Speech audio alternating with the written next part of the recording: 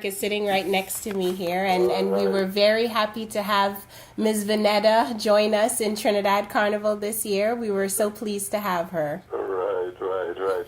But tell us what is all of Ultimate Carnival Experience, and then I understand you have an Ultimate Crop Over. I mean, tell us basically what it is. Sure. So, to give you a little bit of background, I guess that's probably the best way to start. Sure. Tarek and I met at Trinidad Carnival way back in 2006. So we're going back a little bit of time here. And, we met, we dated, we got married, and, all that stuff. The rest is history, as they say. But when we would talk about our own first Trinidad Carnival experiences, we're frustrated. It was challenging to get a costume, to find somewhere to stay, to get tickets to go to these amazing fetes, and transportation was a hassle. So, in thinking about all of that, and of course, I love Trinidad Carnival. My background is Trinidadian, and when we met, that was actually Tarek's very first Trinidad Carnival experience. But in taking all of that together and putting it all together, we thought, there must be other people out there who want to go to Trinidad Carnival, and they're just as frustrated as we are. So Ultimate Trinidad Carnival was born, and as you said yourself, our first year of Ultimate Crop Over, which is Barbados' carnival, we're doing that this year in August. And we're actually visiting Barbados next week to go see the mass costumes and to, get familiarized more with the island and make contacts with our vendors and everything. So we're looking forward to that. So Tariq, where are you from? I'm actually from California, so I'm probably certainly the furthest from Trinidad that you can probably come from. That's all right. Yes. But I got my taste in New York City at the Brooklyn Parade, West Indian Parade. Yes. Right. And I said, well, I'm going to go to Carnival, and I tried to go with some friends, and when it came time to pay money, the friends kind of fell off, and I said, well, I'm going. It happens. Yes. And he ended up going to, actually, let me take a step back. So his exact words were, the craziest people who were getting on bad at the West Indian Carnival Parade were Trinis. So he needed to find out what was going on at Trinidad Carnival. That would be accurate. Yes, and he ended up actually going to Trinidad Carnival by himself, and great. and we met, and went to the wrong party, stayed at the wrong hotel because I had no idea what I was doing. I need to get Brian to do some of that. Yes, definitely. So it's easy to have probably not the best experience when you don't know what parties to go to, you don't know where to stay, you don't know anybody in the country. So, I would say probably 90 to 95% of the people who travel with us every year are first timers to Trinidad Carnival. They've never been, some of them never even had an introduction to the carnival culture. But they know soca music. Soca music is universal, and people love it. And they're like, oh, so what else can I do? Where can I go to experience more of this?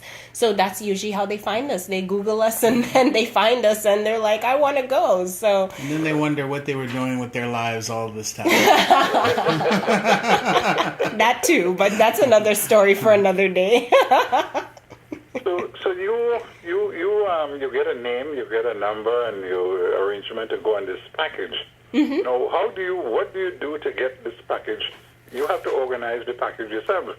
Absolutely. So that's where my I have an event planning background of over 16, 17 years. So that's where the coordination comes in, and as you all know, we love our Caribbean people, but they're not the promptest people, in getting back with you. So it's multiple follow-up. It could test the patience of Job. I tell you, some years I'm just like, oh. But, multiple follow-up to get these FET tickets, to get costumes and get the sizing correct and the sections that our clients want.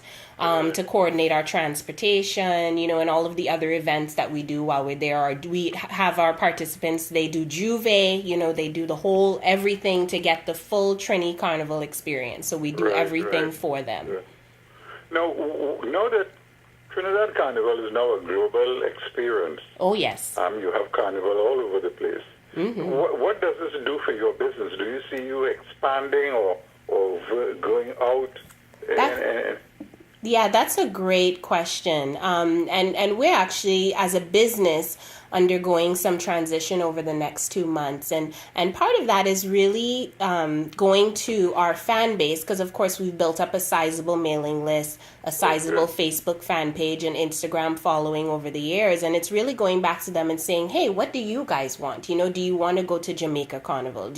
Would you like to come with us to Barbados Carnival, maybe in 2019 or 2020? And then what other unique Caribbean experiences can we provide? Because the world knows the Caribbean as the beach and drink in hand and an umbrella, you know? What other unique Caribbean experiences can we bring to you? You know, do you want to go scuba diving? You know, the largest brain coral in the world is located in Tobago. Maybe that's something that you want to see.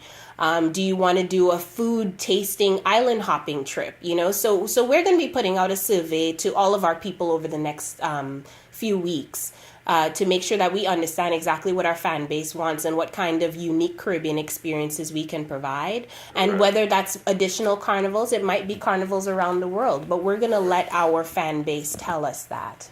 Right, that's a great idea. I understand that you wrote a book also. Tell us about that. Yes, so the book is almost finished, actually. It's almost finished. And it's called Confessions of a Carnivalista. And it is basically detailing the life lessons that I've learned from going to Trinidad Carnival and being immersed in the carnival culture pretty much since I was born. My mother played mass and was immersed in the carnival culture all the way back to my grandmother played mass, you know. So this is a family thing. And of course, there are many life lessons that I've learned along the way, and I'm putting it in a book, which is I'm still trying to wrap my head around it. You know, that there's actually a book of these life lessons that I can put out there, and I'm so happy to share it and very, very excited about it. It's going to be released in the fall. Right, that's great. That's great. Well, Carnival, from my experience at Carnival, attending them, going to them, covering them, and so on, it is one of the most disorganized activities by the institution that's planning it. How do you cope with all of that? Goodness, that is a very good question. You know what has happened over the years, and I've been attending Trinidad Carnival as an adult since 1998. So that's, you know, over 20 years of going and actively participating in this festival. The evolution is still happening, and that's due to commercialization, right? The more people are going to the country, the more money that it's bringing into Trinidad and Tobago. Things are changing because you have to cater to your clients. And if your clientele, if they're mostly American, of which they currently are, you know, we are not very much into disorganization. You know, North America is like, okay, you have to be on time. If it's 6:45, it's 6:45. If it's 7 o'clock, it's 7 o'clock. And, you know, Caribbean is kind of like, okay, it might be 7, it might be 8, it might be 9, you know. So a lot of that is changing. And you're right, it is challenging to balance the two.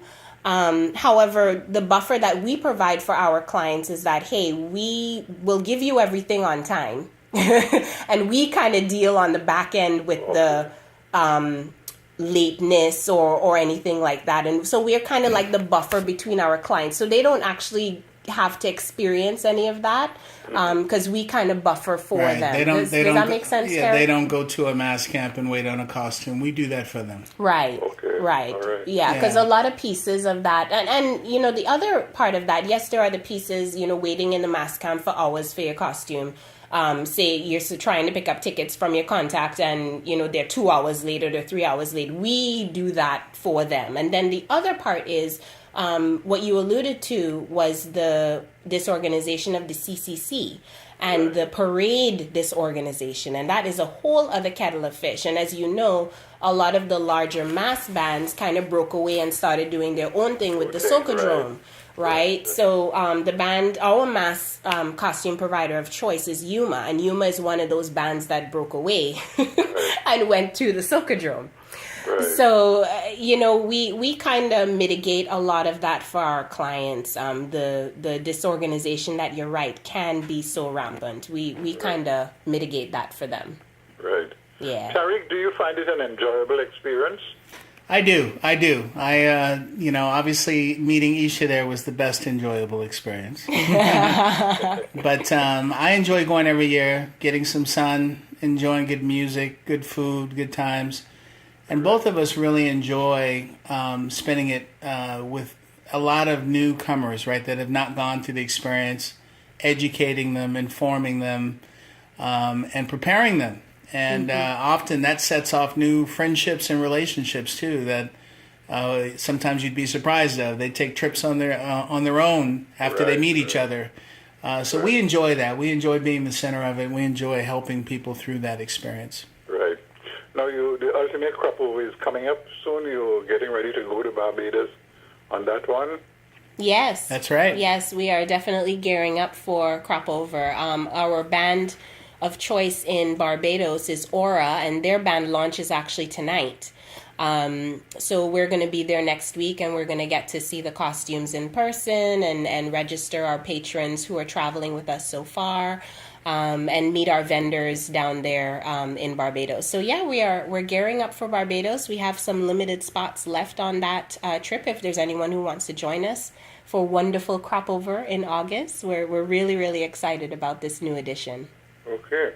Well, give us your mode of contact, telephone number, and website or whatever. Sure. So if anyone, if you're on your mobile phone or on your computer and you wanted to get in touch with us via our website, it's www.trinidadcarnivalpackages.com/contact. And I'll say that again, www.trinidadcarnivalpackages.com/contact.